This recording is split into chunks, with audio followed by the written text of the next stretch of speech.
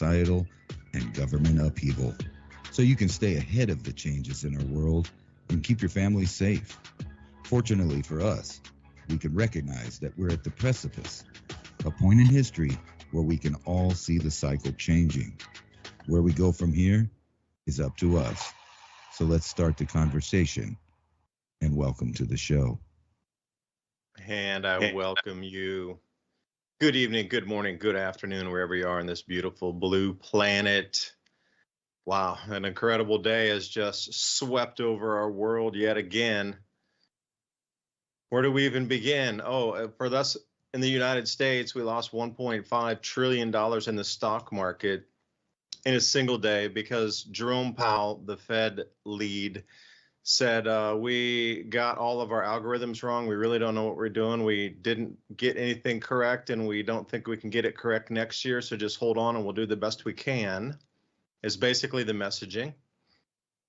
2025 Economist Magazine. Ransom, I sent you the graphic there on the way I was trying to interpret it. Instead of just looking at the individuals, I was trying to dissect it into 12 equidistant segments and see where those lines connect along what would be, noon to 6, 1 to 7. Like if you were going to do a clock, 1 p.m. to 7 p.m. Now draw a line through that and see if anything makes sense. But just as we look around this, it seems that we've definitely come into some sort of, must be getting into the collapse phase to move to the next phase, whatever that is.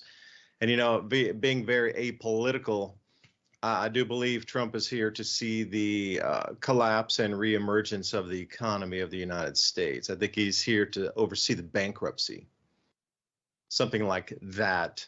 Now, most people were predicting Santa Claus rally that we would cruise up. Crypto was cranking. Crypto's diving now. Everybody's expecting some run up from now through Christmas, through the end of the year, into the inauguration. But it seems like Santa's sleigh has crashed. Perhaps there was a DEI hire driving the sleigh. Not sure. Do you think Santa's going to control his own sleigh, or is he going to outsource that work? I think the reindeer took a day or two off, and bam, that Santa rally is over with.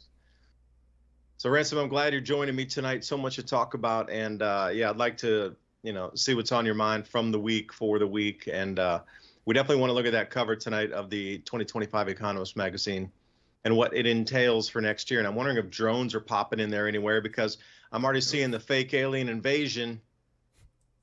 I see it. Fake alien invasions here. Don't believe the hype. They were talking about this for a long time, and here it is. So, Ransom, thanks for being here, man. We got a lot to talk about tonight. I think this is just rolling right into where I thought it would. Is basically there's been a lot of crime over time, and it's all kind of coming to a head right now. And when that crime's kind of exposed, that's when everything crashes. And I agree that the bankruptcy king, basically, if you know Trump, he's been the man for a long time. He's had problems. He got bankruptcy. He came back. He knows the system. It would make sense that they would put him in there, or not even put him in there. If he got in there, legitly, however, if there's a script somewhere that's running things that we don't know about, or it's all legitimately rolling out as our reality, the powers that be would use this opportunity in the next 4 years, probably to do the same thing that they did the last time he was in office, and that's to bring forth to the front as many problems as possible to crash our system.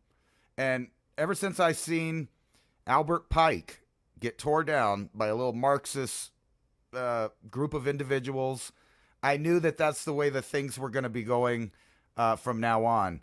So they kind of right in your face showed you that we'd be moving into this phase where either Marxism will be exposed completely, or it's going to take over, or a combination of both, which, a lot of people that pay attention to China and, people like Kissinger and other people have long said that that's the ideal form of government, a communist capitalist society where not only the government picks and chooses who wins and who doesn't, they run it and they get a cut of it. And basically, that's what we've been seeing going on with the insider trading, protecting oneself, with pay increases and, all of the things that they do to increase their wealth while they're in a short time in government. And some people 40, 50 years for other people that have just been sitting there eating the substance from the American people. And I have a feeling that a lot of the topics we talked about, and I believe we even said this before, that they would pick when Trump was in there for the next 4 years, and that's when all the weird stuff will happen. I mean, they're going to let it go. That's what I think. You're about to see some crazy stuff. And that's across the board, from wars to new administrative removals of freedom in the so-called free Western world. So it's like the Empire Strikes Back. Every time the pendulum swings one way, it does come back the other way in an equal and opposite reaction. And, we've long known that there are all these bubbles that are about to burst, and they keep kicking the can or patching it or manipulating the numbers, but the bubble will pop. And basically that video you sent me, I watched that, and, with my limited intellect, it looks like they're about to let the economy just drop out the bottom. And they're not only going to do that, but they're going to aid in the crash. Now, a lot of people are going to be hiding their resources now. And you see that with the drop of values of different things immediately in response to that press conference. And people need to keep in mind that no matter how much they want Trump, or maybe they're on the other side of the aisle and they think that their representatives are going to do something to the Federal Reserve private banking system, they're not. They can't remove nobody. They can't fire nobody. They can't decide what they're doing. They do what they do, and then they inform the executive branch of how it's going to go. And it's been like that. And there was one guy that kind of questioned that system, and, he should have bought a hardtop car to drive in. I mean, that's just, or at least a thick umbrella, a helmet, something.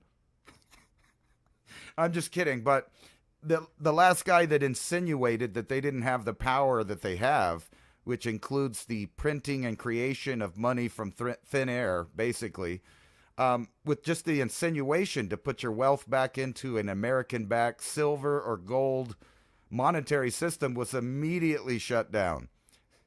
In that way, I think Kennedy was kind of like an American version of Gaddafi. And I say that because, he went against all of the wrong people. Now, ironically, Trump says he's going to release all that, the whole, whatever the government has on the conspiracy of that event. And I don't believe it. There'll still be massive amounts of redacted material, because I think we all know who those people were that were behind the order of pulling the trigger. They're going to let you know, some insignificant details about it and more insinuations. And I think the same thing's going to happen to the 9/11 release of records. And you notice that no one has asked him if he would release all the documents about the missing money that goes into the deep state and these black budget projects, and according to the Pentagon, just goes missing. We just don't know where it went. It's a mystery. Well, you know what? If you give us another $1.5 billion, we'll set up a committee and we'll find out possibly where that money went in about 70 years when it doesn't matter. Was that too sarcastic? Wow. You're describing our workings, inner loop and inner workings of the government and their tool belt of disruption and destruction. Sounds perfect. Thursday nights, chit-chatting. Now, this whole thing about Gaddafi, too, if I might just come into here for a moment, for those of you who are unaware, he had set up a vast system of water irrigation, pulling water from beneath the desert, irrigating crops at the base of a previous mega lake. Now, if you heard of African mega lakes before, the size of all the mega lakes in Africa combined would actually cover the entire United States. You know, because what we have right now with our 5 Great Lakes was only the equivalent of even about half or maybe a little over 2/3 of one mega lake in Africa. All of our Great Lakes combined were just a fraction of one. So when you put together how many square miles of lakes there were and drainage basins and the lakes themselves at full capacity, their circumference area was equivalent to all the landmass in the lower 48, completely covered with water. That's how vast that continent is. The thing is, he understood where the drainage basin was of the previous mega lakes. So you could use Lake Chad as a good one, because that did go out into where those border areas connect, and that's where the drainage basin and the very last of the water was there that pooled. So he's like, hey, must have water resources under the desert, went in and tapped that, had put out the first 100,000 acres in the middle of the desert, sorghum and millet, two different 100,000 acre plots. One was sorghum and one was millet. And for those of you who don't know, millet was domesticated in West Africa, around Ghana, somewhere around there, Togo, Benin, a little bit further north, somewhere around that cradle of millet is where that was all perfected and at least brought into the form that we understand now as pearl millet. So he had been pumping all this water up and was starting to irrigate the desert he was going to go for millions of acres. I guess the ultimate plan there, at least in that area, was somewhere around 10 million acres under cultivation from water from beneath the desert and the sandstone aquifers that run all the way across the entire north, south, east, west of the Sahel and North Africa itself, from the Red Sea all the way over to the Atlantic. And that was the first thing that we bombed when we got in there, in addition to the airports. You'd think there would have been things that would have been higher military value than water irrigation, but they wanted to squash that immediately because other countries around there were starting to follow along. Tunisia was another one. It's like, hey, this is a great idea. There's so much water under here. Morocco as well was saying, you know what, this makes sense. There's water under Egypt, same. They're all sharing the same aquifer, that Nubian sandstone, and then the Sousse aquifer, western Morocco. It's the most study I've done on these areas. But they all started in unison saying, wow, we could really start to use this water beneath our feet that hasn't been tapped in this commercial agricultural resource and feed our people. We won't need to rely on imports anymore, and we can grow and actually export out, because they were looking at, if you go even wind it further back to the Roman era, you can see the entire northern coast of Africa along the Mediterranean was one gigantic grain belt for the Roman Empire. So they were just going to rewind the clock again and grow their own grains. And, you know, the stories and talk, at least before Gaddafi was taken out, was that the amount of money they could save growing their own food, not being reliant on other industries, and then also they could start to sell gold or oil for gold, and that would build their vast reserves. And then ultimately they wanted to start an interoperable currency backed by gold. Well, then you saw what happened. So the whole point was food production was completely destroyed there, and they never wanted that to go a single step further. So when he talks about Gaddafi, Ransom did there, that's sort of what he and I are alluding to, because, you know, he was a forward thinker. Whether you demonize in the media, whether you believe whatever's been told to you about it, or you did your own research or whatnot, doesn't matter. I'm just talking about a person with a vision. Politics aside, whatever aside of anything been painted for that person that you're supposed to believe is a good American. He's American, you got to believe it because we told you in the media he's a bad guy. Well, visionary is what this person was. Feed his own people, give full resources to his entire populace there, no taxes, no electricity bills, free electricity, and I think gas was 10 cents a gallon. And then they were going to do the thing and work it forward with food and bring in a gold-backed currency to strengthen their own reserves and then trade that outside of the world. But that just couldn't be had in the day. So when you're talking about coming back to gold and silver-backed money, This has been an ongoing thing since at least, World War II, to keep us on the fiat system.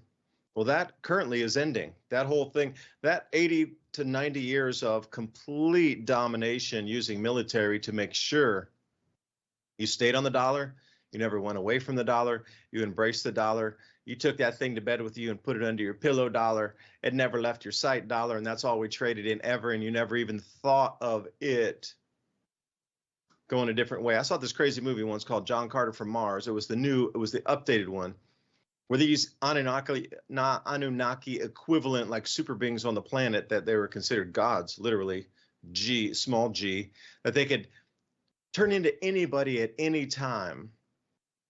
It's almost like the Matrix. They could jump in and become the person right then. So even if you were thinking of a thought that was going against them, where they would just come into the room and become another person, and as you were having this thought or discussing secretly, they would change into the almighty ruling beings once again. And it seems like that same thing was going on, especially when you were talking about going away from the dollar.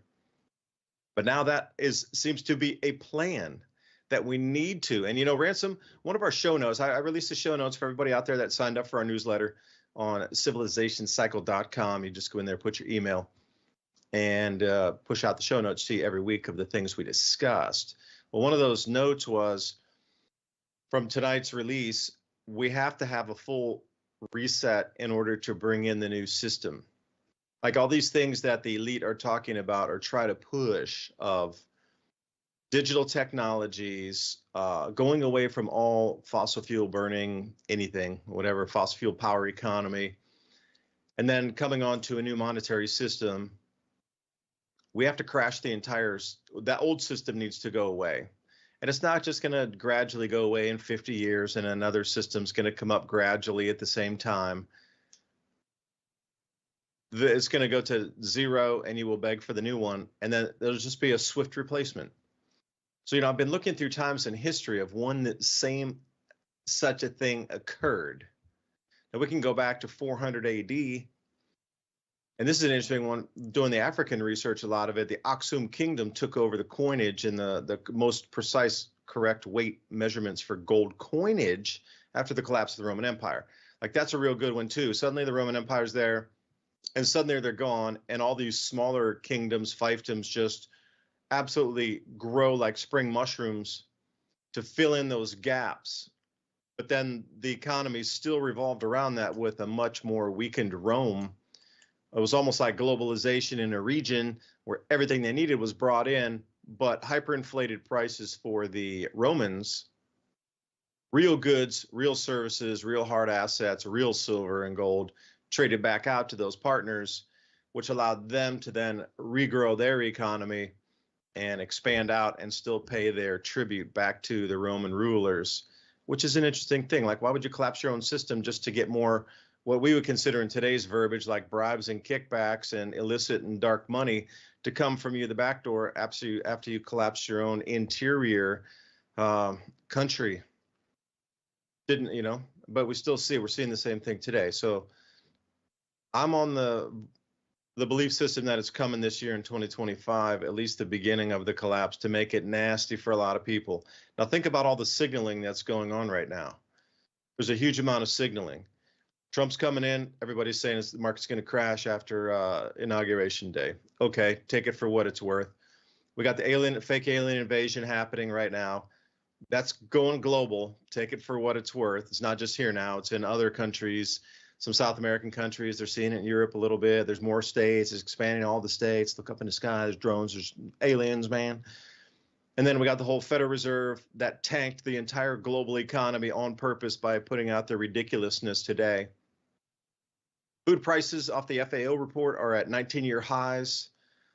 And everywhere you look at just, our U.S. beef herds are at 64-year lows. We got to go back to 1961 to find the same equivalent. But now they're trying to add on. Now here's the big thing. They're adding this new methane reducing additive into the feed. It's called Bovir. And after the cattle eat this, they're no longer able to reproduce. So, take that for what it's worth too, because a lot of times farmers are, they're into the system of getting the best genetics into their cows moving forward, whether that be milk production, meat production, putting on weight faster, girthiness, whatever it is with the fat and the marbling. They are definitely into genetics in the cattle industry. But if they're unable to breed any of these animals any longer that are using the supplement, then what happens from there? So now you're adding in the food element, because they're talking really heavy now, like seriously, it's everywhere. How much food is going to cost this year? How much more expensive is it going to get? How limited the amount of food we're growing right now, and just how ridiculous it's getting for, countries that are the importers that don't have their own production. America's going to get hit eventually, but other countries that rely on an enormous amount of imports are they're going to have internal strife this year. So everywhere you're looking at it, it's like the perfect cake. If you were a chef and you were making the perfect souffle, every single ingredient is here that we need, that there could be obfuscating and finger pointing and like a million excuses already pre-baked in, and any one of those could be the trigger point or the flash point to get this thing started. So is it going to be somewhere, I don't know, Middle East? Is it going to stop the oil? We talked about this 3-4 weeks ago. Seems like it's even gotten more intense. We thought we had that moment of deep breath. Okay, things are settling down, but it doesn't seem now it is. Now there's a lot of contention over the oil pipelines over there. All the Scandinavian countries had said, even just as yesterday, believe it or not, Scandinavian countries are saying, we're no longer going to do or import any Russian electricity. We don't care if it quadruples our price, just cut it off. Well, that's the politicians saying that. And now Germany has the highest prices for electricity. I think it's $2,000 for a megawatt now. Now, do correct me if I'm wrong. I've been looking at so many charts. It is exponentially above any other country in Europe for electric prices by the megawatt. And all the Scandinavian countries in unison just today and yesterday said they are going to cut any electrical importing or sharing of lines from Russia, which is then going to cause massive skyrocketing electrical prices right going into winter. And again, how is this going to affect a society? And I'm wondering when it might happen to ours here. There's been a lot of weird EMP kind of stuff happening with these drones. Like these drones will come in, they'll get over an area. And if anybody's seen like these flickering strobe lights, or they'll just have a full-on complete electrical blackout outage over some areas, and then whoosh, then it comes right back on again. It's almost like those 1950s things. Turn off the electric in a town. You'll spook them. They'll blame each other. I don't know. We're just reliving a Hollywood movie here. But Ransom, I know you know where I'm going with my point. There's too many things that are lining up, all ready to go. So which one of them do you think is going to initiate the Dark Winter script? I think they'll really mess with the economy, but let's think about this for a second, because this is one idea before I get to the stuff I was going to talk about. You brought up this feed additive or whatever it is that would sterilize the cattle. And if you think about really, when you go back in time a little bit and think about Monsanto's business plan, or really not just them specifically, but any of these gene editing technology companies. First, it was genetically modified organisms, but the business plan there was pretty straightforward. It was make seed that would grow a lot of seed, and it would have these alleged, benevolent traits to it, like maybe it doesn't grow mold, or it's anti-pests, or, any number of things that they were bragging to feed the masses. And then people realize, well, the seed won't regrow, so you have to buy more seed from the company. Now think about if you transition that over to the meat market, and then you get to a point where only corporations in the industry are allowed to have genetic specimens that can reproduce or create new food. And then in the public sector, you start getting things like laws and regulations that don't allow you to have those same animals on your own land reproducing. And I'll give you an example.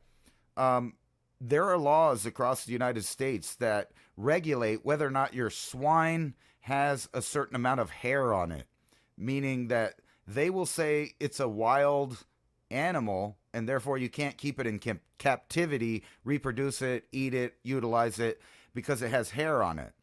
And they started doing this, and then they started listing certain breeds as, you can't use those.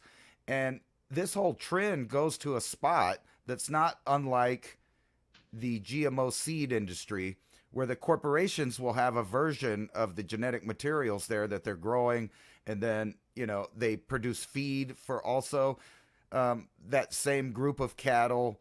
It'll be like a Marthonomics thing. The feed goes with the cattle that are also manipulated. And right now they're messing with a lot of the genetics in the cattle that people have out there. So they're getting stuff that will make them produce less methane, say, or produce more of this or more of that. And those headlines are kind of 10 years ago. And what I mean by that is there is so far this plan that's unfolding, this, I'm gonna call it a corporate genetic takeover of the biozone that we call planet Earth. It's been increasing in the background, no matter what's going on in the foreground, that you have to deal with right now. And they know man are wired that way. We can deal with right now saber-tooth, home intruder, but when you give them problems that take decades to unfold, we're still going to debate it until it's a reality looking at us in the face. So the fact is there are animal-human hybrids out there. They're making animals for various different reasons. They're creating those in the lab. But on top of that, they're manipulating the animals and the plants that are out there that people have been using for thousands of years. And everything is changing in a way that's easily seen nowadays. So just a few years ago, me and David talked about the possibility of, increased military aggressions. Now, skip forward, we're there. We said that they would redraw the maps. I don't even have to point out the Middle East. That's low-hanging fruit. But in Europe, the same thing is going on, and I can show you a few articles that demonstrate this. So in the West, we constantly talk about dictators and how we have to move them out of power, and we're worried about people staying in power past their whatever legal limit is set up by the country they live in. But then they don't mention that those same people are refusing to leave office or relinquish power. So all across Europe right now, you have like Macron refusing to step down. You have there's stuff going on in like the Baltic region where they're redesigning the voting maps because they don't like the way the people are voting. Politicians are siding with one side or the other. And to your point about the Roman Empire and what happened a long time ago, you're literally seeing that same thing right now. For sure, you just have to keep in mind that Roman Empire has been a steady power throughout history, rebranding, reflagging, changing their whole persona as an organization. So you could go right from Egypt into Rome, into the Vatican, into Western powers, NATO, the West. It's all the same power. It's the eagle all the way from the Roman Empire, the golden eagle they used to carry with them when they conquered people. And they've been very smart, these groups of elites over time. When they realize they can't win a kinetic war with people on people, they'll change their strategy to psyops, which include, in my opinion, religions in the past. So you had the Roman Empire. They had a problem with this new branching idea of spirituality and religions. So they just co-opted it. They used it. And then, then they were able to conquer Europe because they had similar ideas and they just converted it. They let people keep some ideas very incrementally. The Roman Empire switched into the Vatican, which changed into all of these nation states. And each time we have a world war, they increase this little idea of a world power. You have the League of Nations, then we have the United Nations, and soon we will have the United Nation. it's just going to be the one thing. Now, where does the Now, alien Ransom, invasion fit in there? Can you take a look at the image I just sent you? Because as you were talking, I have for Egypt 3100 BC, Persia 550 BC, Rome 27 BC, and America 2024. They all match up with the eagle that you're talking about. I sent you that over on Skype there. And there's more to that, like esoterically, about the eagle versus the dragon, which is the exact point in history that we're at right now. And that dragon would be a red dragon right now. Here, let me show that image right here. Yeah, I think it's important for people to see it, because once you understand that these same symbols are from the original Sumerians, right, cast forward through Mesopotamia and brought forward on the lineage, and then moved the home office, for a better term, to Washington, D.C. So, you know, it makes perfect sense. Where's the next step going to go? Like, you're talking about a nation, a global nation. Right. So if America is going to be done away with, as it appears it is, then where would the next headquarters be set up for the next 100, 500, 1,000 years, 200 years, whatever it might be? Yeah, well, I think that would, if you went along with logic, there's a guy named Jim Mars that wrote a book about this idea, actually following not the bird per se, but he kept track of the obelisks from Egypt. So the obelisks move in a western western direction each time. So it would have gone from Cairo over into Rome, and then to England, then to United States. And once you get here, there's only one real big power west of us, and that would be China right now. And or now, Russia. Yeah, you could say Russia too. They're equally as west. But here comes the weird part, and I'll get back how that relates to what we're talking about. They have been remapping the world in real time. And I mentioned the Middle East, but you see there, and also the Ukraine and the Russia situation and some of the breakaways, the same thing's going to happen. Territory will be gained, territory will be lost. They will rewrite the entire maps. That means the beginning of a new educational system, right at the same time as we're giving all of our thought over to algorithms to take care of problems for us. And we'll get into that. But here is the classic eagle versus serpent battle all through history. So when you go to Egypt, that's kind of an after point, and you mentioned that. So back in the Sumerian times, you had kind of two logos that were the top of the pyramid of power, with what you could call gods or Anunnaki or ancient kings, however you want to, view that. There was Enlil and Enki. One of them had the logo, which is, the word of God, as an eagle, and he was considered the lord of the air, and, kind of being at the top and the pinnacle of the royal structure, the pyramid structure. But keep in mind, they also ran their families like corporations, and they had a whole system of inheritance, and, people get equal payment when they're down the lineage. And this is the same lineage we've been keeping track. On the other side is Enki and the Brotherhood of the Serpents. And the serpent was their logo. So throughout time, you have different tribes, one bearing the eagle and one bearing the serpent. And a good example of that is to start with the Roman Empire, who was invading the northern territories of the Druids and some of the other Germanic tribes. We got the terms barbarian and all of that stuff from some of the people there, but they did worship things or had things in their mythology that would be considered dragons or serpents. And then you go, even in the Americas, we were having this thing. So you had the Mayans, who believed in a more reptilian god there, Kukulkan. And then here comes the bird people, the Aztec, and they just go to war and lay waste to whatever's left of that society, replacing it. Now, each time it seems the dragon or the serpent is at the head of sciences or technologies at that time. So, the Druids and stuff were all into herbal stuff and all kinds of different sciences that were deemed radical and later eradicated. Now, right now, you have China, which is the dragon, and then you have the United States over here. Also, eagle versus serpent.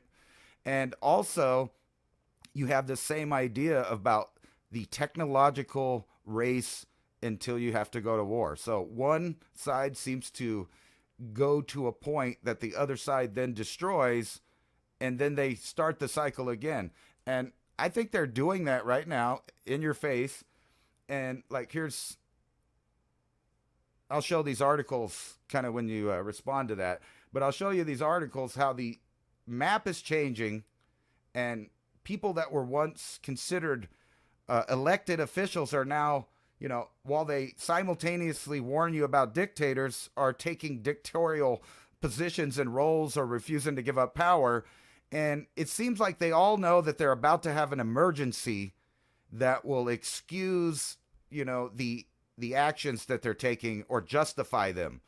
And the same could be said maybe here. We haven't had the inauguration yet. It's actually still possible to have a wartime president that can't walk through the sand or complete a sentence, who then gives over power to the continuity of government, which happens to be, if I'm not mistaken, the head of that still is Dick Cheney. I mean, to this day, I don't know if they've changed it. They might have, but it's still the concept that an unelected official is at the reins ready, just like the Federal Reserve Bank has control of our money. There is a secret organization that's not so secret now because everything's out of the occult after 2020. While they sit there and argue that you don't see what you see. And in the next year, we're going to expect a mass transition in medicine, a mass transition in media. So all of the news agencies and groups that you're used to naming, they're going to dissolve. They're going to rebrand. There's going to be a bunch of buyouts or mergers and things like that. Mark my words, within, I'm going to say the end of next year, the media landscape will be unrecognizable as far as being the same companies with the same company names as they had in the past 2 decades. Funny you said that, Ransom. You know why? Tim Pool just sold his organization, all of it, 100%, everything, to Daily Wire. So Ransom and I were flown up kindly by Tim to be on the show there with Brian from Into Thin Air, if you know him on X. But that studio we sat in, the entire production studio, everything is up for sale and has been agreed on for a price. So, you're looking at an independent giant there in his own right, Tim, who is selling the entire media organization all for one lump sum to Daily Wire. So they've already broadcast that to us anyway, have they not? After the election, they were saying, yeah, look how, gaslighting the mainstream media has been. And they've already, been telling you the transitions here, that the social media influencers are the new news sources. That's already been broadcast for weeks and weeks and weeks after the election, even, that old media is dead. New media is follow your favorite person who's trying to stay ahead of the news here, that can come in semi-real time, dissect the information, and perhaps look at it from a different perspective without all the same talking points that are spoken again and again. I love those collages where they will start with one person saying something and then jump to the second set of newscasters saying the same thing. And then there's 4, and then there's 8, and then there's 16 and 32 and 100, 300 saying the same exact thing, the same exact lines pushed out through the media in unison all at one time. David, one more point. Yeah. I forgot to bring this up. This is kind of pretty important. Watch how many people in the financial industry get pardoned right before this dip in the economy. Like all the fraudsters, all the people that were stealing money, they're all going to be protected right when all of the wealth disappears. Yeah, I can see that already, but apparently the way I was reading it is there has to be a crime committed before a pardon can be issued. So if there wasn't anything on the books yet in terms of a crime, then the pardon would have. I don't know if they can preemptively do that. I'm not sure. You're more into that wheelhouse than I am looking at those types of things. But as we come into, if you want to stay on the economy for a moment, I can, dance with you on that one. Real USD or RLUSD, that's Ripple's stablecoin, went live a few days back. Now, most people thought it was going to, set the crypto market afire. And it did for a minute. And then suddenly we lost $1.5 trillion today, just 2 days after RLUSD goes live, or Real USD, however you like to call that. Stablecoin that is going to be used by all financial institutions on the planet for settlement in real time starting in 2025. Now, currently, you're only able to get it on a certain amount of exchanges, but those amount of exchanges seem like they're doubling every day. Before, it was just a handful of 4 or 5 exchanges that were going to offer that as a stablecoin, compared to like Circle for USDC or Tether or something like this.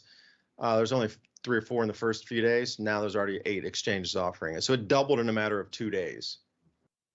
This is going to be the one that contends with Ripple's on-demand liquidity, which, and the reason I'm trying to connect these two is Fed chairman, that clown up there that crashed the markets across the planet because they said they didn't understand how it was working right now, that they didn't understand the mechanics behind their bonehead move of cutting rates, letting inflation run rampant, and they can't get it under control, and they don't know why, and none of their systems or algorithms are judging what's happening in the world correctly, so they can't understand how they do it, and if they do this, they're going to cause more unemployment and more inflation, so they're just going to throw their hands in the air and go, we don't know what's going on, none of our metrics are working, none of the AI predictives is working, and we're just kind of up a creek without a paddle, is basically their whole news conference today. And there were 3 very smart reporters in there on the finance side trying to put their feet to the fire. And man, they was jumping around like, oh no, well, we're trying the best we can, but we don't know what's going on. We don't know how to fix it, is basically what they said. Which brings us down into, if they can't get the repo market, that's an overnight market that banks would use to stay afloat on the money markets, that they need that money overnight so they don't collapse. And then they also have to pay interest on that.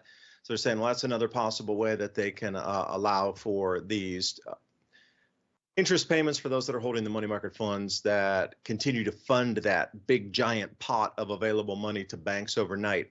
That would switch immediately to on-demand liquidity through RippleNet.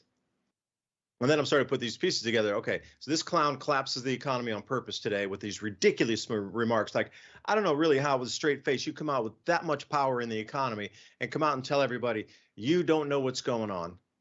Our government doesn't know what's going on. We don't know how to fix it. And we're just going to like trudge along doing the best we can. And we'll just try things and see if they work.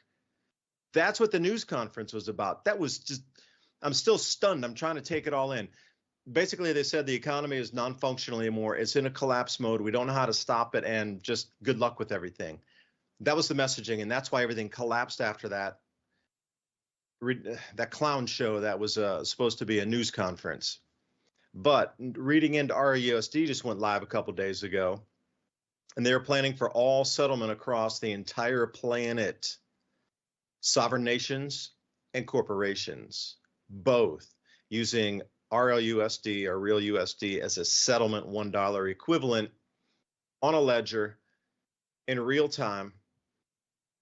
And this on-demand liquidity is going to replace what we now have as the repo overnight market, which was just the thing that Powell talked about that they couldn't get under control. And that was getting into the collapse mode as we speak because of that. So they're in the process of switching systems right now in the central banking. That's the whole big thing I'm trying to like wrap my head around. I only had a few hours to do the research. This all is so new, just blazingly fast tidal wave of information coming. But we are in the real time shift of the largest central bank in the world saying we lost control, completely lost control. We don't know what we're doing.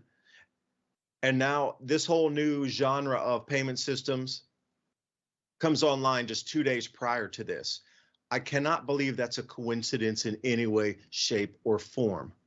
That is impossible for me to believe that this timing on it. And another thing, everybody got sucked in on the Santa Claus rally. You know, that's a proper term, Santa Claus rally. Generally, stocks run from like, you know, into these last few days into Christmas. Generally, they'll run until after New Year, and this is what people were predicting now, that we were going to run through Santa Claus rally. We're going to get another, push over New Year. It was going to jump up again before Trump got in, and then whatever after, after the inauguration, something different's going to happen. We'll reassess it. The markets absolutely are tanking right now, so it's happening earlier than predicted. So an enormous amount of people are wiped out, thinking that they had 3 to 4 weeks of still trying to grab some gains. The market went completely backward, and now the solution is here for us to grasp onto. You get that? The crash is, but you know what? They have a solution, and we can start using that immediately. Ripple's ready to go live. On-demand liquidity is live. They've already done that testing. Bank for International Settlements ran it through. What was that over there with Saudi Arabia and Indonesia, and who else was in that? United Arab Emirates, and they called it M-Bridge.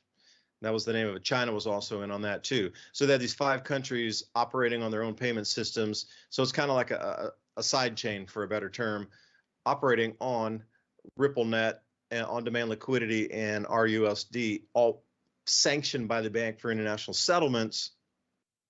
And suddenly the alternative's here, and wow, isn't it magic that we can just jump onto the new system? But again, I warn everybody, the old system needs to go away first. That's the scary part. And if we're getting to this point right now, with all the messaging out here, taking everything in a different direction than it normally goes, artificially, by the way, then you can see they're pushing us into get ready, because 2025 is going to be a barn burner, as they would say. I don't know, Ransom. I mean, you were also talking a little bit. You watched that news. I sent you the link to watch that, and you said even with your novice, just looking at it, it's like a regular dude who's smart. Like, what did that guy say? Anybody that's out there can watch this news conference yourself, and anybody that is smart can watch this thing and make your own assessment of it. Like, why are they saying the things they're saying? Why they're now blanketly admitting they have no control. They've lost control. They don't know what to do, and they can't get it under control. They're hoping for, he was all proud, like, yeah, well, it was 3% inflation. We're going to get it down to 2.7 or 2.5%. That is them stealing 2.5% of your money this year. And everybody's out there, yeah, please get it down to 2%. Well, you're still stealing 2% of the value of the dollar from me every year. Are you giving me a 2% pay raise? No. Am I getting a 5% pay increase because you stole 2%, or you're actually thieving 3% of my money when the inflation rate's at 3%? Do I get a 5% pay increase to offset that, or am I going to continue to buy more and more expensive groceries for the same exact item that cost me double the amount of money it did a couple years ago? Are there more job opportunities out here right now? No. And that was the scariest part, significantly. They say if they cut rates anymore, they do this, they're just going to send, a tidal wave of unemployment, to the point of Great Depression level tidal wave of unemployment. I think that's what spooked everybody more than anything. It's like, okay, they can't control it. That's one thing. Okay, they're going to work with their monetary policy. They can't print more. See, they've already run that one out. That was the whole thing. It's like, we can't print more. That will send us into hyperinflation. We're done. We can't print anymore. See, they're stuck between 2 rocks and 2 hard places. They can't print anymore because at that point we are absolutely Zimbabwe-ish, Venezuelan-ish, if that's a word. And the cost of goods will be running at something like 180% per month. You're going to be going up in that direction. And then they're talking about horrendous Great Depression unemployment if they implement some of these policies. And you have to wonder why everything crashed and is continuing to crash. And they're offering us the alternative already live and ready to go as of 2 days ago. So I don't know, Ransom. I think it's all set up. And I'm just wondering how all these, this fake alien invasion, all these drones, et cetera, are going to move into here and be able to push humanity's fear button to a certain way to get us to like just reset instantly for everything. It's almost like a complete hard stop, complete reboot, just like you would with your computer. Just turn it back on and it starts running a different program. And I think we're at that point right now. Absolutely. And that's what I've been saying for years, that just like a computer, you have to shut it all the way down to update and restart it. You have to get rid of the old operating system before you can give it a new operating system. And You know, what I gathered from that guy was basically that the Asian guy was pointing out that they could have fixed it on a number of occasions, but they chose not to, and they continually got to this point to choose to steal your money. It's planned. And you know, there's two types of people out there right now that are about to deal with it. There's the people that are completely oblivious, and then there's people that are paying attention. And I wanted to show you these right here that kind of demonstrate that. Millionaire boomers less likely to share their wealth, and it gets into, you know, they intend to enjoy their fortunes. They don't want to give it away. And I've been talking about this. The end of the inherited wealth is upon us. So there's one portion of this idea. The people that have money, that are smart enough to realize what's going on, are going to use it and save it. And then here's the other half of people, the people that are more on the lower end of poor stuff. They're all about to get into a new debt. They're about to spend probably $10.1 billion on miscellaneous junk, disposable items bought with disposable wealth, and all of these people will be paying that off during the financial crisis. And here's another one right here. Buy now, pay later. That's a big thing too. That if you can't afford it, you can get a $20 item for 6 payments now. That is sheer insanity. And then, if you can't afford a $20 item, you should not be buying that item. Right. Absolutely. But people are going to buy it. But are they going to get it? Because you talked about unemployment. Everything on the spectrum is getting rid of it. Employment. I mean, they're getting rid of workers. Here's another one. Thousands of Amazon workers strike during pre-Christmas rush. That'll help this whole economic boom, if you know what I'm saying. Just scare people. And we keep getting threatened with this. You know, we could have a stop in products while the economy's crashing in the background. And it's ironic that it's real similar to right before World War II, where we have a financial crisis that will lead us into a new era brought to us by all the people that give you all of the great things from the military-industrial complex. No, I'm not talking about Santa Claus. Hey, Ransom, hold on. We got a super chat coming in. We got a super chat. William Hooper, thank you for the money on that super chat. Got himself a whale. It looks like a whale, an XRP whale, is he? When the solar flare saves us from digital slavery, I got silver and chickens for barter. What say ye, Ransom? I would say you're going to have to protect those chickens, and you're going to have to protect that silver, because a lot of people are going to want that, especially in a grid down. But the solar flare would take everybody down immediately all at the same time. So, I mean, there would be really nobody with much of an advantage unless you had Faraday caged a lot of that material, and then your skill set was built up, and you already kind of just go from right there, and you're using gravity for water filtration and that sort of thing. A lot of people aren't there yet, but yeah, William Hooper, thank you for the cash donation on that. We appreciate it. Solar flare saves us from digital slavery. Got silver and chickens. What are you going to say, Ransom? I'm going to say that in all of these scenarios, it's best if your entire family knows how to live like a Pleistocene family. and I do mean that. You're going to be out there sharpening some obsidian. You're going to be cracking some obsidian to create an arrowhead. Well, we have lots of glass and metal this time, so it's going to be different, but the same. Yeah, how would you turn a broken window into a spearhead? There's lots of YouTube videos. More like a Coke bottle. You get that little thick part down at the bottom and work that, which means you'd have to learn napping techniques, just like the Pleistocene man was a master at. But they didn't have safety goggles. That would be an important one to. Yeah, it'd be an important one to include in the new repertoire of things to have. Actually, maybe they did. You ever seen the snowblinder things? You could sit there and work, you know, and unless it went right in that slit and got you in the pupil, then you're one-eyed pirate. Well, I guess you don't need to take the patch off, and then you could be like, what was that? Who's that politician with the patch on? Who's Eye Patch McCain. Eye Patch McCain, that's the guy. Yeah, what a tosser. This guy is just a rebel in disguise, shall we say. He's like McCain in a lot of ways. They're all about to make money. Yeah, they're all making money, and I would encourage everybody out there to see what they passed today or tried to pass, but we can't talk about that here on the show. We can talk about a little bit. You definitely need to read in depth on who they're protecting and who gets protected until the late 2020s. It's such a disturbing read on how corrupt these people are. And by the way, if you like this type of content, please support us at buymeacoffee.com/civilization cycle. We'll be right back after the break. Throw those super chats at us. We'll continue to answer your questions.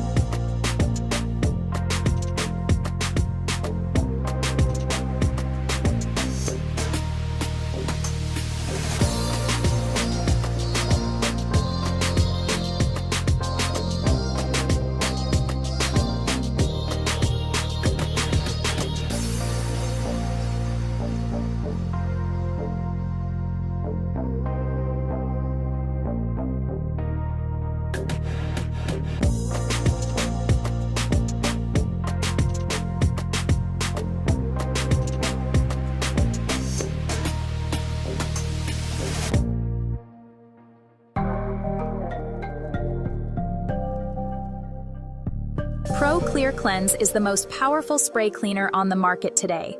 No elbow grease necessary. Pro Clear Cleanse cuts through grease and grime like a chef's knife. Finally, the one cleaner that can do it all. Powerful surfactant cleaning technology cleans ovens, glass, porcelain, even polished wood. Environmentally friendly, less packaging and waste with no harsh smells, pet safe, child safe. 5 tablets equals 1 bottle of traditional cleaner. It's 5 months of cleaning for a fraction of the cost. Behold the grease-erasing power of Odor Crush. Simply drop a tablet into your bottle of warm water and shake it so it is evenly diluted. Spray the surface you want cleaned. Let set longer for tougher grease. Take a paper towel or a reusable cloth and wipe. Done and done. One of the best things about Pro Clear Cleanse, it's you can take it anywhere. Hiking, camping, or on vacation. Without having to buy or bring cleaner, you can store the same potential in the tablets, then just add water and bam, you have a bottle of cleaner. Order now and make life a little easier and cleaner.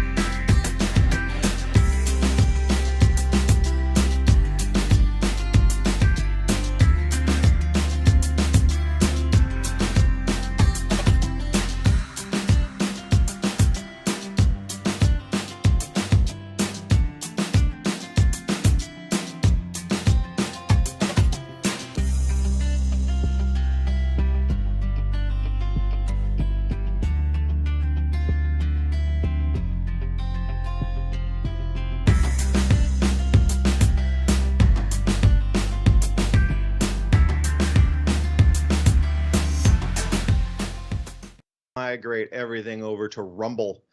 So as you're joining us, we are going to be moving the streams over. So thank you for following us all these years and being grateful to join in the conversation and spin ideas with us here week after week. And like I said, we're trying to migrate everything over to the civilization cycle ecosystem of our social media for live streams. So eventually we'll put up, live banners on when we're streaming live to say, hey, we're going to start migrating, but we'll have a link for you. Just to give a friendly reminder, we're going to head on over to these. We're going to go onto the Rumble site and the Civilization Cycle X and these sort of things, Civilization Cycle YouTube, so we can stream out everything live. But before we got on the break, we were talking about the amount of information flow. And again, at Revolution Radio, thank you for letting us stream here live every week as well, bringing in an audience to discuss these issues. There's a lot of other guests and hosts here on Revolution Radio throughout the days that are very much worth listening to as well. So if you consider free speech and other guests and hosts beyond myself and Ransom that are taking up different hours through the days to bring their version of reality and how they see the world changing, consider a donation right here on Revolution Radio to keep their running costs, production costs, to keep us on air, all of us together. And with that being said, Ransom, I'm going to open up here. I always am talking about the New Renaissance Dam in Ethiopia, that somebody knew this cycle was coming back. Because that's the whole thing, that was the reason I even know anything about the Aksum Kingdom and the Ghana Kingdom and the trade routes from, all the way from West Africa and the Togo and Benin and Ghana area, all the way over to what is now considered Sudan and the different pyramidal structures there. And, you got to go further back. But that whole area and the Marib Dam as well, around 800 AD, this is the whole thing. Like, Roman Empire collapses as we know it in its mighty form was pretty much gone by 500 AD. Like, that might of the Roman Empire that you remember reading history books about, that is gone. And Aksum Kingdom took over the gold coinage for the area. Well, that gold coinage was used for the frankincense root and different spices and salt that was available through Africa all the way up the Red Sea, and the frankincense plantations, for a better term, all fed by natural rainfall. And the Marib Dam was there, 800 AD. It was the largest water body, artificial, in the Middle East. And it's down in Yemen, right over the mountain range from Port Yemen, that everybody wants because it controls. You get that little triangle blockage point controlled there in the Red Sea, you're golden. So that frankincense route running up and down there, that needed to be paid for. And that was paid for by Aksum gold coinage and trading interoperable with salt as another medium of trade, where salt was worth the equivalency in gold as soon as you got it off the coast, outside, obviously, evaporative saltwater areas, and took it inland to places they couldn't really find or get salt.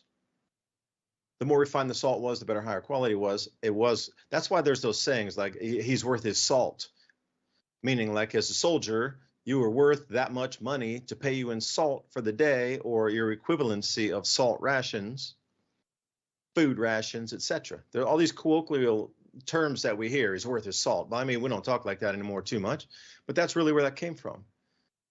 So you trace this thing back here and you're like, wait a minute.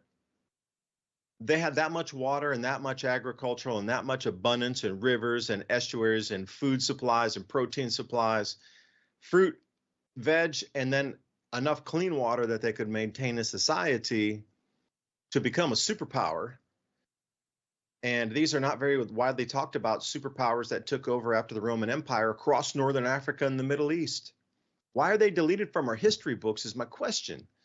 Why don't we learn about these kingdoms? Like the Ghana kingdom was one of the wealthiest, greatest powers ever to exist on this planet that would rival anything that you've ever read about in terms of, Africa's so much bigger than you think it is on the maps. Like, it is so vast, so gigantic, but they controlled that for almost 1,000 years, straight across. Like I say, from the Red Sea all the way to the Atlantic Ocean, the Ghana kingdom controlled that trade route area along the rivers that, I say it again, rivers going from one point to another. Why are we not learning about the, oh, wait, I forgot. If we talk about rivers as little as 800 or 500 or even 1,000 years ago, it's supposed to be desert by then, and it doesn't fit the narrative. And if there was that much water in 800 AD with the Merib Dam, and they still have these giant frankincense, as far as the eye could see, there were just frankincense trees growing everywhere. That's an enormous amount of water. You look today, and they're like squeaked down into these little tiny protected half-acre plots or something. But apparently in the old days, it was as far as you could see, and you could ride a camel for days and days and never come to the end of these frankincense like plantation areas. That was 800 AD.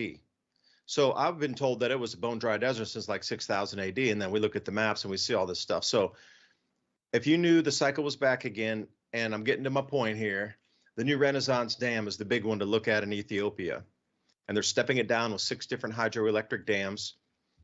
South Sudan is going to be, obviously, and Ethiopia are going to be the primary winners from this. They're going to have constant electricity. So the new manufacturing and economic zone port system is all being set up based around all this constant electricity. Okay. That's one area on the planet they knew the water's coming back. Also in China, there's a place called Jilintai Dam, and that is in Xinjiang. And it comes out of the Altai Mountains north of the Tarim Basin. And if you go look at anything where the Taklamakan Desert is, and that whole area that used to be the Silk Road and all these oases that have been famous time immemorial, I mean, they were grandiose and just spectacular and just opulent places to visit during the high period. And again, that was as early as 600 AD.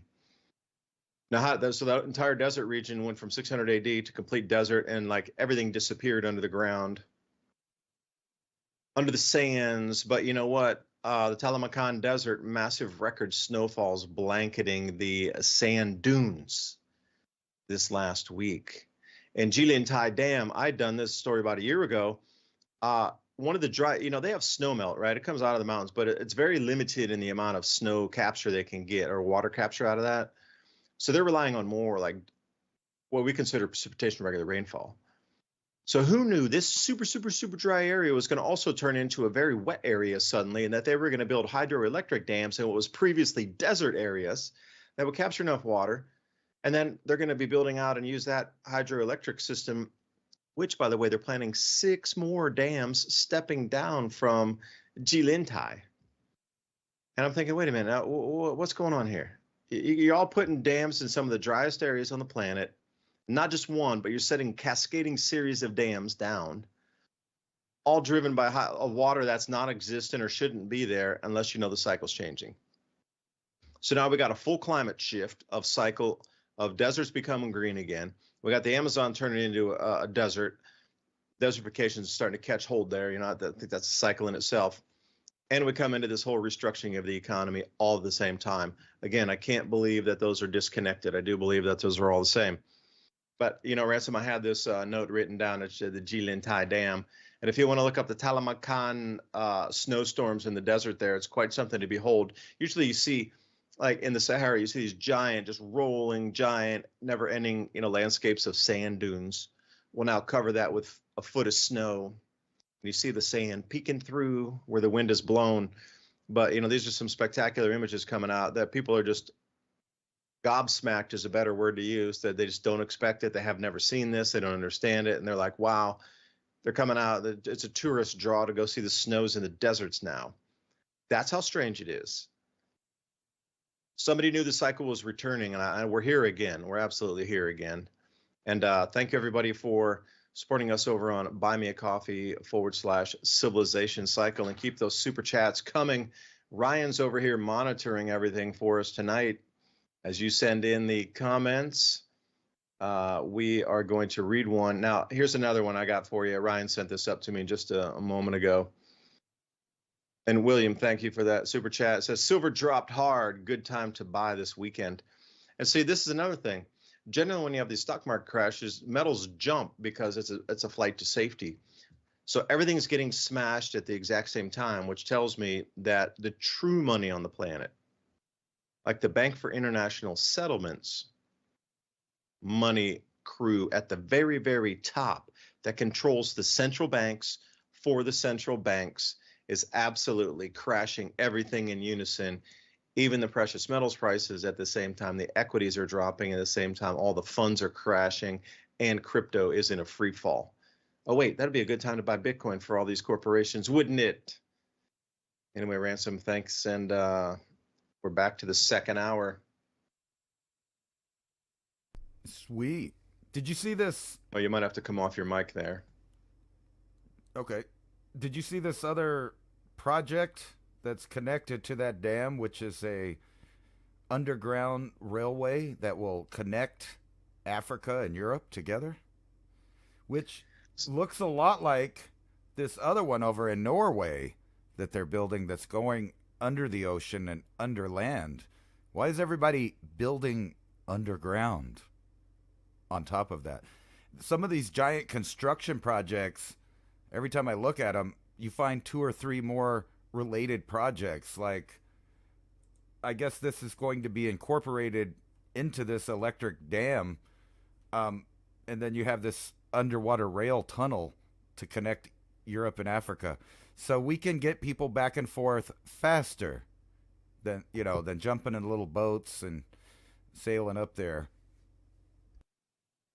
Yeah, that was the contention there was, to be able to connect through the Sinai Peninsula underground for movement of goods so they wouldn't have to traverse the Red Sea if it was regional. And that was the whole thing, too, where that dam system's coming down. They had proposed also massive underground tunneling over to Yemen and the port of Yemen. So, literally just miles across where you could skip across the Red Sea.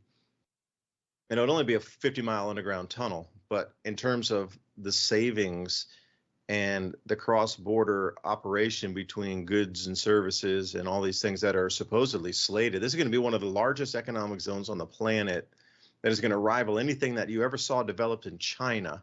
It's going to develop in South Sudan and Ethiopia first. And you can see why. They're going from zero, finally have constant electricity, purified water, and they're gonna take it and run with it. But it's all being financed by the Asian Development Bank, which is in turn financed by Russia, and in turn financed by China and Russia.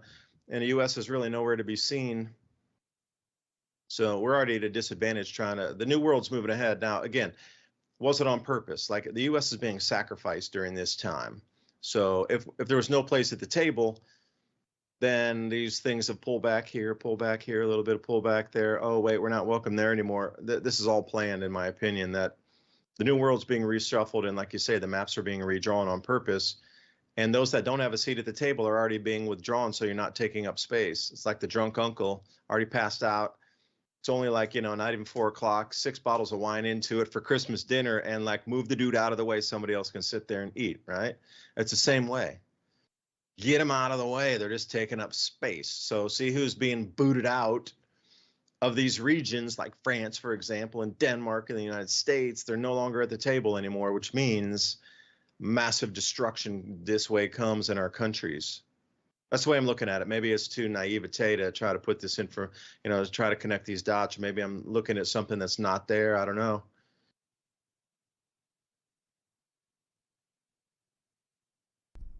Microphone. Here's more of that messing with our food thing. First severe bird case I swear, unless it's Mandela effect, that this headline has come out multiple times. But maybe not. Maybe I'm crazy. But supposedly the first severe bird flu case is confirmed in the United States. Plus we have this, all of these publications I'm looking at. Plus I got some maps to show you that's really, really cool about how all of the threats to Americans are all in the same areas. Weirdly. It's like uncanny. Natural disasters, possible radioactivity, cognitive disorders that, supposedly are unexplained in our children, fertility rates, all of these have a map. And if you start getting these maps out and overlaying them, a weird pattern emerges. And it so happens to align with where investments are being made. So in other words, where the bad things on the map happen, there's less investment. And over where it's not really happening, there's more investment. It's just more clues, more little clues to show you that they are trying to create a situation in which we collapse in the Western world. And there's a lot of triggers. Will it be another pandemic of some kind or another? And I know you didn't want to get into the details of it, but a bill just kind of passed that is reminiscent of the 2014 NDAA, in which they updated it to give themselves new powers. Now, I'm allowed to talk about that one because it's not a secret. It's open to the public. This one, it's new and says some controversial things, but I want to point out that they've already been put into law. So this is just them reminding you that they have given these powers to themselves, which include everything from making you move where you live, to taking your property, your personal property, your land. And in the background, they're warning everybody that, oh, the government's, it's bad now. So everybody's going to get sick from all these different things because of how they choose to kind of live their life here. But let me see here. It's all going in one direction, the economy. And I think it's very ironic that there are two types of people. It's just, there are people that are out there trying to pay their bills. They go to work. And then they come home. They probably watch the nightly news. It tells them, hey, you can't eat chicken. You can't eat beef. It's gross. So, these problems keep happening. But don't worry. There'll be an answer to this. And it goes back to what we were talking about, where only certain corporations or government funded or approved groups can grow the food for our safety, so that we don't have problems like bird flu or, mad cow disease or E. coli or you name it. We can't even say some of the ones that, they might be contaminated with because they may have been created, and I'll leave it kind of there. But all of the whole range of everything, and I'll show it to you in a minute. Let me turn this off so I can find the article. People are so distracted, and that's what this drone thing is. And I already said it when we talked about it last time, that you're going to find out that it's government or some kind of military industrial complex company, or even a hobbyist that might come from another nation, that came here and could, complete the task of building a flying machine in a couple of days with some parts they got from Amazon, which I think I could do that at this point. It's not really that hard. And there's plenty of information out there to show you how to do it. So there's a down-to-earth explanation for it. And I said that. Now they're basically admitting we're doing something, but we're not going to tell you what it is. Don't worry about it, but worry about it. And they know that this adds to speculation and conspiracy theories and paranoia and panic. And that's the key thing that they're trying to give people. Notice that when you get on any news media outlet or even watch television, cable, airwaves, whatever it is, all they have to give you is panic. There's nothing else. So-and-so killed so-and-so. So-and-so killed so-and-so over here. And then they'll move to, you're going to get sick. And here's a pharma commercial. And then back to, we're about to have nuclear war, which I wanted to talk about because it does seem like the craziest possible trigger to initiate a global reset. However, it might be the easiest, not only in terms of technological delivery, but a managed system to shut down an entire hemisphere while the powers that be transfer themselves to a different hemisphere and re-exploit people in a more technological way. So in other words, they will get our little bubble of freedom and, I guess, wealth and stuff. They're trying to move that somewhere else. And mark my words, all of those people that have wealth, really the major powers, they're just going to move there. They're not going to lose wealth. The wealth is only transferred from area to area. And they control the investments because they have the biggest of these, not only construction industry, but military industrial complex. They have their plans and their blueprints for the way things are going to go. And they don't line up with the normal human freedom-loving person. So while I look up some articles here, or find them, to show you that there's an outside image of what's going on technologically, and then there's a reality. And the reality is smaller than the human eye can see, like literally.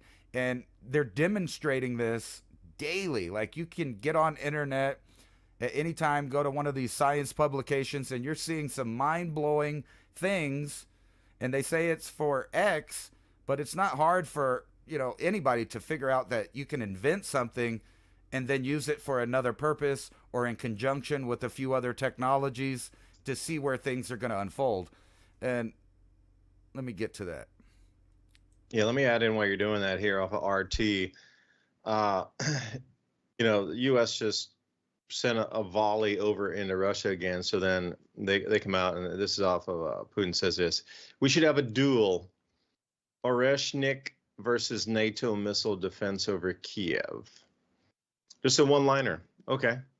So that goes directly where you're talking about there. How fast and would that be suddenly? Just that one event alone right there. To put that in motion, it would change everything. Because once Kiev was dust, then what?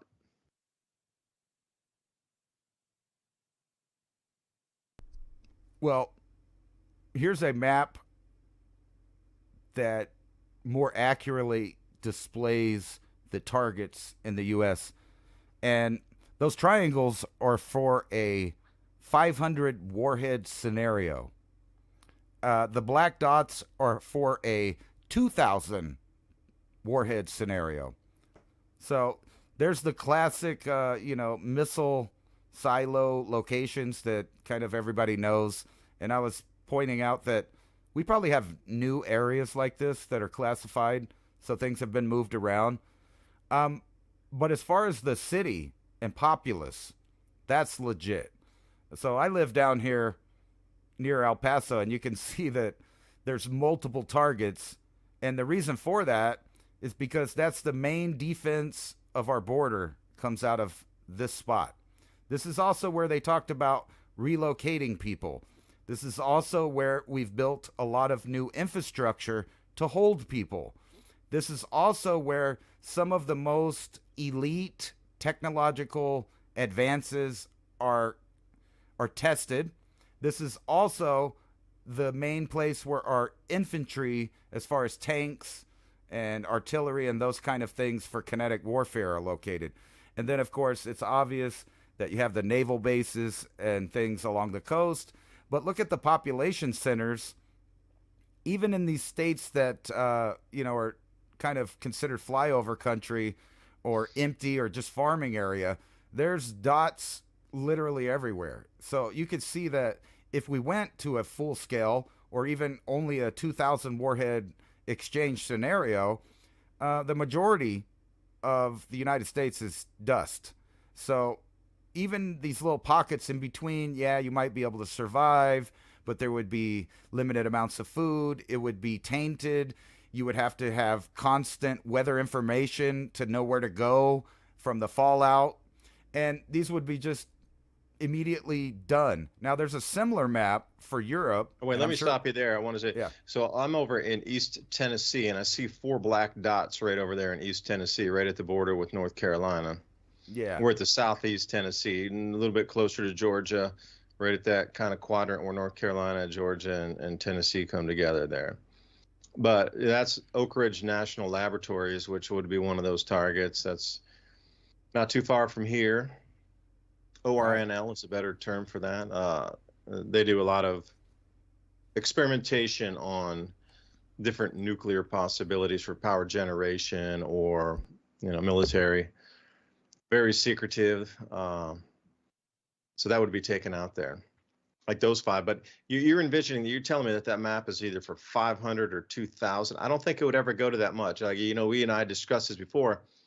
It would only take maximum 10 across the planet to reset our world. One in Paris, one in London, one in New York, one in Washington. Throw one in a couple more in a few other places, Delhi, for example. The world would reset on 10. And the Western world would be reset on 5. So if there were 5 nuclear detonations in 5 major cities, the entire market, as you know, there would be no more stock markets. It would pretty much go into complete halt on trading for everything minute number 1. And it would lock up for however long it took for the emergency to end. So maybe 2 years later, it'll reopen on trading. And if you had money in there, it's locked up. You just won't get it out. There's, FDIC insurance is completely different from that. So, even if you got a claim in, like, hey, it would take so long to get your money, if you could ever get money out. So that kind of scenario, it'd be far, far, far, far, far less than 500 would achieve the goal of doing that. And all these things that would have to be written in law and all this and the other. How could it would change the world. So after World War II, how many different pacts, organizations, treaties, different kind of international law, everything was put on the books. We'd have the same exact scenario again, and you probably have to make sure all your biometrics are in place to make sure it never happens again. Like, you could already envision what would go on in terms of requirements for you to live as a human to travel around the planet after this event, because you could never let anybody, they're all have to know where everybody is at all times. So this will never happen again, because you could be the naughty one that's bringing something in the country. So we need to track you. It's not going to take 500, my man. I really don't think it would. Best case scenario, I mean, what's your minimum count that you think would reset the world? 2. Yeah, we're pretty much on the same page. I think we could just exchange 1 apiece, and the governments would decide that collateral damage was okay. Especially to get everybody in line, you'd have to, this would lead into all those other scenarios. You could scare the public into submission. We need to know who you are. We need to know where you're going.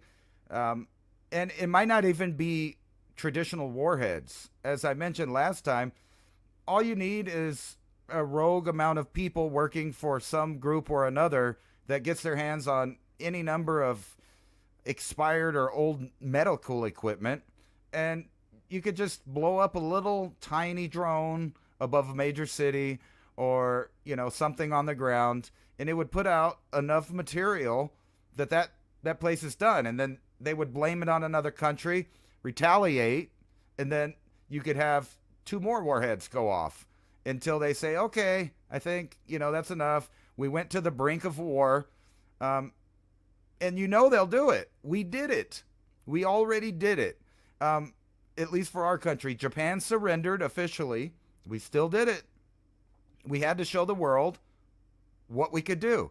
And that was the beta. That was the beta back in World War II. What they would do now is eviscerate a city. Just, right? It'd be like Mohenjo-Daro or something.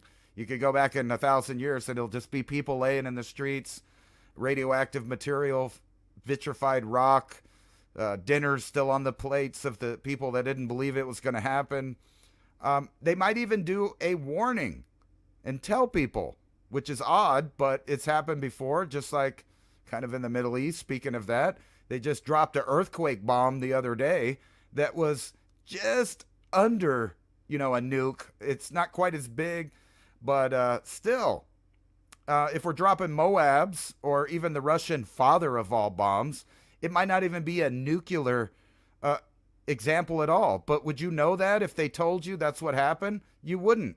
And matter of fact, there are any number of articles right now that are talking about other articles written by AI that were false, that just the AI made up a headline that was not true and put it out there. And this is the point we're getting to technologically, that not only is that a possibility, but you can't believe what you see. They can edit video in real time. There's AI that can change what you're looking at, and people will just run from there. You remember even before the technological era, we had the Gulf of Tonkin, we had the babies in incubators, we had the yellow cake uranium, and all of the media just ran with all of that as if it was just true and factual. And they didn't, not only did they not bother verifying these stories, they knew they were false and went ahead with them anyway. That's Operation Mockingbird. Destruction. And think about Mockingbird. They're just moving all their pieces around. All the, talking heads are going for a job in another a company. Even like Cavuto there, that does that show. He's leaving Fox. He'll pop up on one of the other new networks. Like there's News Nation. I watched that on election night, and they were 2 hours ahead of everyone. And it was a very odd group of Mockingbird characters from the supposed right and the supposed left that were just friendly, buddy, announcing the news. And just a week before that, they were, online saying bad things about the other side or the other reporters it's all lies. And now we're giving that control over to AI to write the stories. So the question is even if it happened, how could you believe it happened? And how could you even know what's going on unless you fly there and, step foot there and look at it with your own eyes? And even that now is questionable. A lot of people are talking about Project Bluebeam. I don't think they need that in the way that they're talking about, but it could be used to help aid a narrative that already exists. So I think that's what they're getting everybody ramped up for. Those stories about dirty bombs, missing radioactive material, those are cute, but you remember we had several occasions where our own thermonuclear weapons were being misplaced or flown around without people knowing what happened. Or in the case of back in the day in South Carolina, they just lost one. Oops. Oh, it fell off the airplane. Remember that? It was like right? So you could blame anything. Outside the backyard, honey. Terrorist state, a criminal organization tied to another country, and there could be a proxy exchange. And that would make everybody accept all of their new mandates. And it seems like they're passing legislation for exactly those scenarios. So you could pick biological, you could pick radioactive, you could pick glitches in the biometric ID system that they have to, they have to know who you are. And matter of fact, in Africa right now, they're trying to deperson and debank people that won't accept the new digital ID. Just like we talked about. Another thing we predicted, and I'll find that. I was still kind of searching the things for this Nano-Tech that's just right out there for everybody to look at. So you could use your own mind to decide what that could do for yourself. While I look up, there's 3 ideas there that are happening that are pretty big deals. And, if you're buying groceries and you're worried about the price of that and your bills and buying Christmas presents or whether or not they're going to ship it, you're not thinking about none of this stuff. And even if you did, the idea becomes so big for people that they can't, really have time to think about it. They have real instant problems to deal with. And I think that's what we're going to have to do on purpose, no matter what happens, is deal with our instant problems. Like immediately, what would you do if you just had to move? Like we've talked about this all the time, but what if you were forced to move because the map changes? And I'm not just talking about people in Europe or the Middle East. That can happen here. Matter of fact, in the southern desert where I live, you can pick the Chihuahuan Desert or the Sonoran Desert over in Arizona. There are areas that our government has just put signs up and said, enter at your own risk. We don't protect you there. Oh, well, good luck. And that's within our own border. So that's our government at one point deciding that we're just going to concede property to a criminal gang for, you can pick your reasons, trafficking of different things, people, drugs, or enemy combatants from other countries that are allowed to come in willy-nilly, and then there's all those people you could point fingers to when something actually happens, like, I don't know, a dirty bomb, a mass killing, anything you want to think of. And there's stuff like in Florida, they have skyscrapers sinking into the earth, and there's all these other things like increased seismic activity. Those are all things they don't even want you to think about, because they know that it's an accepted loss if anything happens. And that's why we always tell you that you're going to have to deal with all of these scenarios by yourself or with a community that you've already planned out. So what are you doing tomorrow if you just have to pick up and leave, like on foot? I don't think people are ready for that, and I hope to God we don't have to deal with it. But to think that it won't happen is too naive, because in real time, you can turn on even your biased news media and see that people are doing that all over the world already. Yeah, it'd be such a psychological shatterer for most people, something to experience that. Like, coming onto the AI here again, like I was watching an explanation earlier about TikTok, where the AI now is generating in real time skits or videos or content based on your watch preferences in real time. So when you swipe on something and it presents itself to you, that was generated by the AI algorithm for you based on your past, either what you're listening to currently in the day, what you keep looping on. And because these terms of service allows it to turn on your microphone and turn on your camera, it's listening to you with conversations through the day and integrating that into the content it's feeding you. So you might think it's organic that you came across this piece of content. You didn't. It's not even real. It was generated by AI for you based on your search, watch, listen preferences, as well as your conversations through the day that you gave it permission to look at you and listen to you all day long. And it's creating content specifically for you in real time. That is so far beyond anything to comprehend of when we look at things and we're finding it on the media. Like, is that even real, or was that generated just for you, Ransom, based on your listening profiles, and that's the reason that thing came up in front of you? Now, that's what X does and what Facebook and all these platforms do. There's just too much stuff, Even if you have 100 friends, like all their posts every day, it's overwhelming to even go through like 50 of your best friends' stuff, right? So it kind of filters everything out for you based on your previous watches, likes, listens, interactions, comments, retweets, or whatever you want to do. But now it's gone such a level up. It's so far more advanced than that, where this thing is making content just for you. And this is the whole thing, is some of that content's not so nice. Some of it's designed to take people over the edge and question their reality, or should they exist in this reality. And that's the scariest thing, or maybe this person's having a tremendously hard day, and then the AI generates something to push them over the edge on purpose.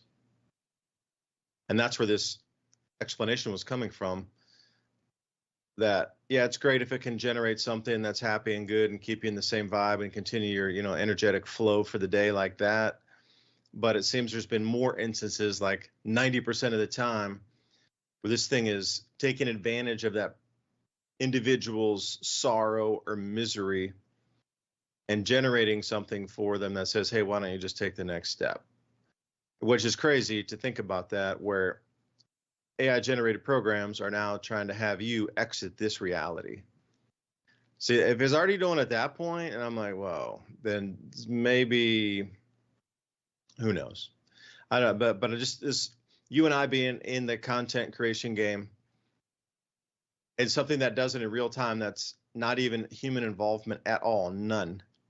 But it turns out into something so captivating that you actually spend your time watching and engaging with it, that no human element was involved in the creation of it, except your thought that the AI learned and pinged something and created something to get your emotion to move a certain way. That's really incredibly advanced. So yeah, this self-climbing obstacle wiggle I mean, where's this? You give this AI this generative capability for the next 5 years, or that's what I was saying. You creating content or me creating content, and we just have a few years left before AI is completely run over everybody, where there'll be no more or very little human generated content. Almost all of it will be AI. It very well may be more engaging, and if they're able to tailor it per person, like this seems to be the new trend, then almost everything will be AI generated for you. And then if AI is running the programs, like there's a bunch of algorithms shadow ban a lot of people, perhaps any human creator will be shadow banned across all platforms, and it'll only be AI created content that will be available to the viewers.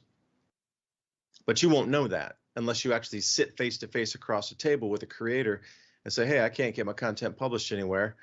And it doesn't go anywhere because AI pushes it down and substitutes itself for your viewing pleasure. And that this is the world we're living in right now. We're not even in 2025 yet. So, what does 2025 portend for us?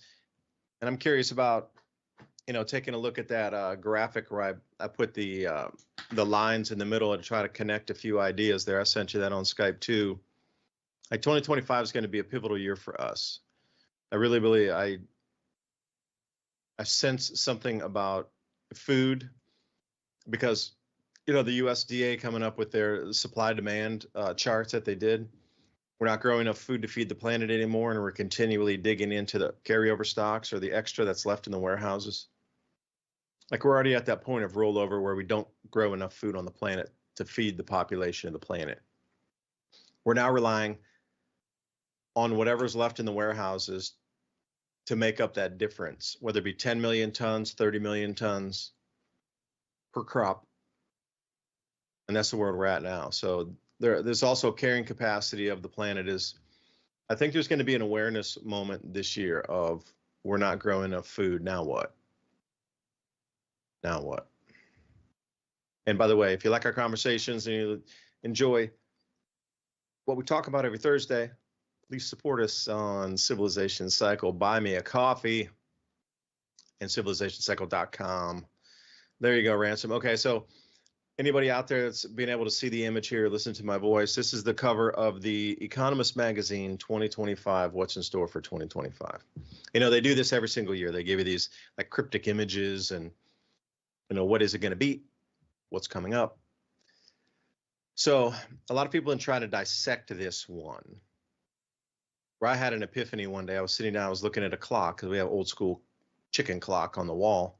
It's got a beautiful chicken. It's like from the 1930s, this clock, hand-painted chicken on it, a really farm motif. But I was looking at the numbers going, okay, originally I was thinking, what if it is like, okay, 1 o'clock position, you see Xi Jinping up there. Okay, the 2 o'clock position, we see a wine glass and it looks like part of a computer board. Then you might go, oh, okay, are those the months? Like, is that January for 1 o'clock, February for 2 o'clock? But then I was thinking, what if it's connecting like a tic-tac-toe type of thing here? What do we see? And are those events going to be the connected events that run through the year? Because there was too many of them formed to make sense. So then I was looking and go, all right, there's too many. These make no sense by themselves. You can't make hide nor hair of this. And then by drawing lines across it on the positions of the clock from, say, 2 o'clock down to, 7 o'clock or 8 o'clock, excuse me, and 1 o'clock down to the 7 o'clock, and then 6 o'clock down to the 12 o'clock. Then we start to get a series of events running through, all connected through a single line. Now, would it be the times, the months? Is it reversed? Because there's as above, so below. They love to mirror invert everything. So is the 1 o'clock position really the 11 o'clock position on the inverse, or did they reverse the clock itself? So now you're down at the 5 o'clock. The 7 o'clock position is really the 1 o'clock position in a reversed and mirrored inverted clock on a regular old hand clock. And that's the way I started to approach this one here. So obviously everything comes to Trump through the center there. All of it, everything runs through there. But if you start to look at what is connecting, what do you decipher there, Ransom, as the events or the actual thing that you see that's drawn out? Is that some sort of hyper computer tech board, or are we looking at some sort of semiconductor chips, or, there's factory there. They got Zelensky, got a factory. It's running through some sort of mathematical calculation on what it would be, and then it runs through Trump, and then it got the all-seeing eye, which is obviously the dollar. You come to the hourglass, time's run out, or time's beginning, however you want to look at that. A new system comes, and then you look at, okay, is that going to be February, or is that going to be down here at the end of the 8 o'clock position, like August of next year? And this is how I was starting to look at this, like run those lines through. They all have their own story.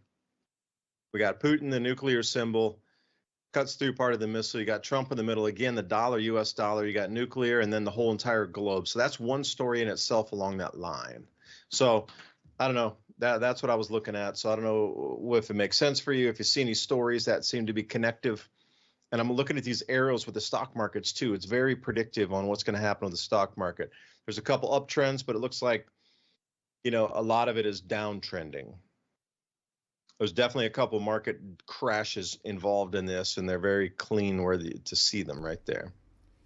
The yen, it looks like, or the Chinese yuan, is going to be on a drop, but is it connected to directly dropping, or is it really more connected to coming down with the, because if you come, let's say the 11 o'clock position down to the 5 o'clock position, the way it runs through the tail of that rocket, it looks, if you just turn that tail of the rocket upside down, it looks very similar to the yen sign right there above it. So it seems like those are connected also. And there's something with the sun. So is it a solar flare and something happens there? I'm not sure, but it just a different way to look at the story and predictive modeling versus just, hey, there's a bunch of pictures here, let's see what the world looks like. Well, I see the universal symbol of humankind there, the beginning of creation, the beginning of all mathematics, sacred geometry, and I'll explain. That is a representation of space, where you are at in time. And I even have a demonstration of this idea because I've been tripping on this in my own research for a long time. I believe that might be the oldest symbol in human civilization.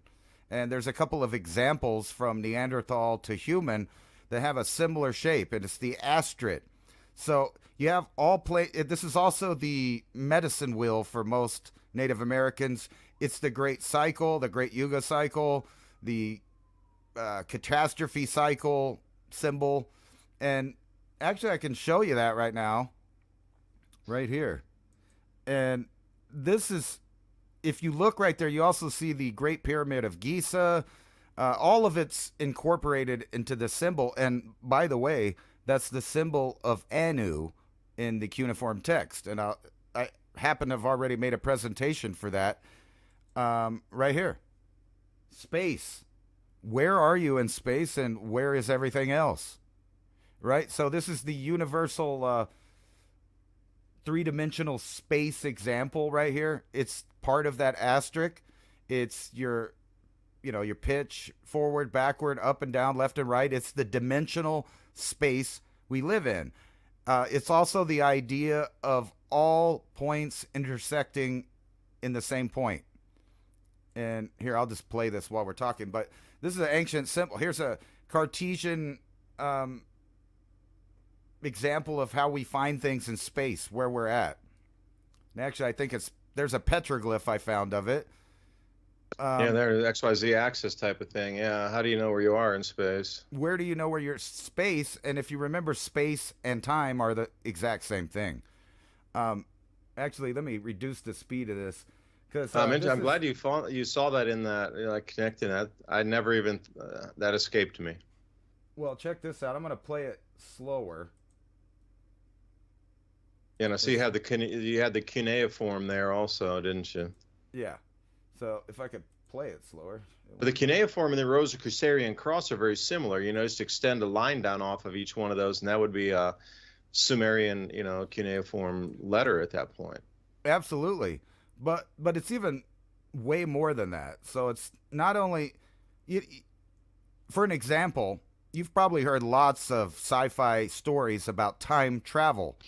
The part that they always leave out is time and space and the place are all the same thing.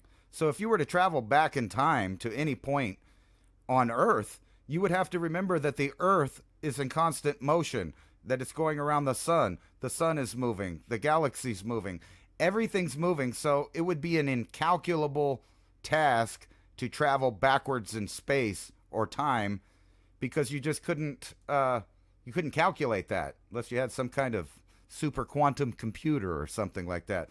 But I was going to point out here that this symbol is so universal throughout time, it's really scary. It's like the swastika or the swirl pattern. And these are petroglyphs that I've come across. And one of them specifically opened my mind up to this idea of the three-dimensional Cartesian map that we use for space travel. And there you see the Great Yuga Cycle right there, and that Iron Cross, nice Templar. You could just go on and on and on how this is like centered in all civilization. And right here, there is the three-dimensional space. This is my opinion, of course, but if you see, there's a little tether going over to this weird ladder symbol, and above it are two bird feet that I know for a fact represent birds in flight. This is found all over the Southwest to represent birds or flight. Right here, it's the little bird foot. But this other thing is really out of place. Even for all of the, you could account most of it to celestial objects or a time in the sky or maybe even plasma discharge, or, you got Squatter Man and all that stuff near. But this literally looks like a space map. The same way that we would use to find a star or an origin planet of a signal or any of that. So let me fast forward it here. Right here. Same symbol. It's the same thing.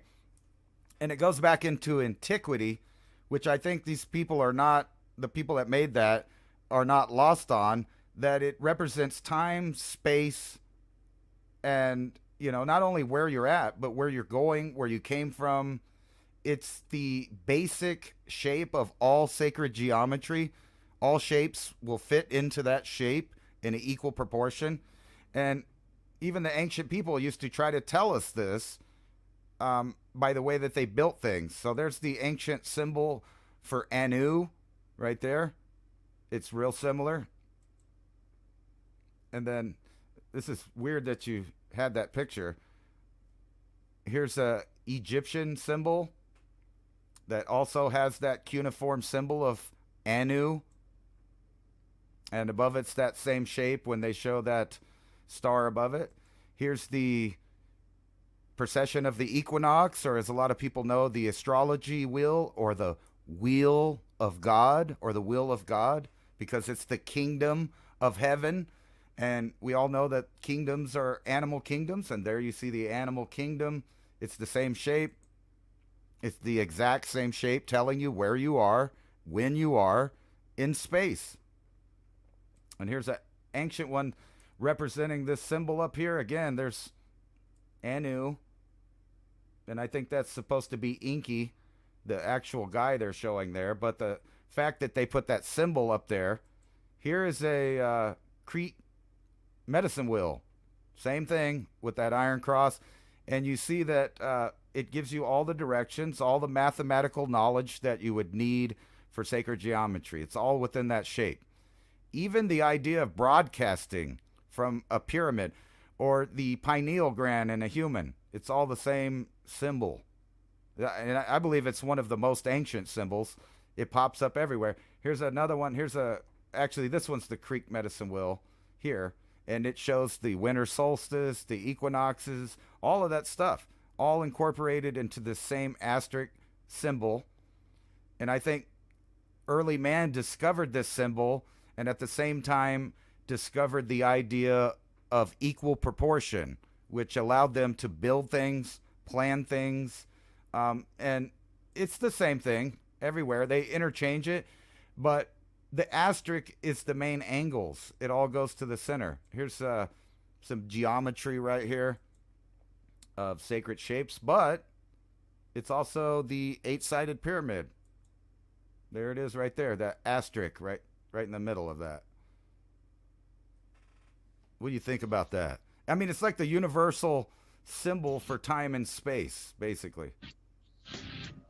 I was thinking if I wanted to end up in Hawaii in the 1920s and I tried to program a time machine, I would end up in empty space since our planet has moved. Right. I do appreciate you listening tonight. Thank you so much for your time. Ransom Godwin, David DuByne right here. Civilization Cycle. If you like our information, please join us. Buy me a coffee /Civilization Cycle, and also civilizationcycle.com to sign up for the show notes if you wanted to refresh what we spoke about tonight through our different points. See you next week. And happy solstice in a couple days, the 21st.